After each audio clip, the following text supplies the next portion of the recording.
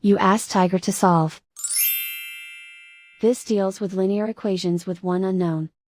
The final result is a equals -3.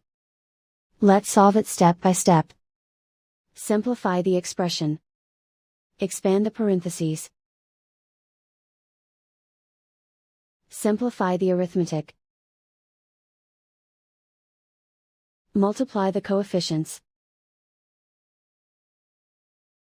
Group all constants on the right side of the equation. Subtract 40 from both sides.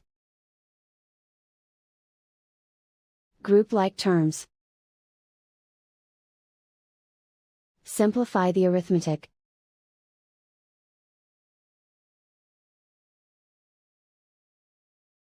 Isolate the a.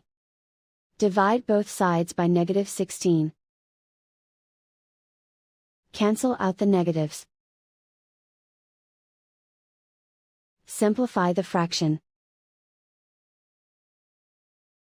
Move the negative sign from the denominator to the numerator. Find the greatest common factor of the numerator and denominator. Factor out and cancel the greatest common factor. And so the final result is a equals -3.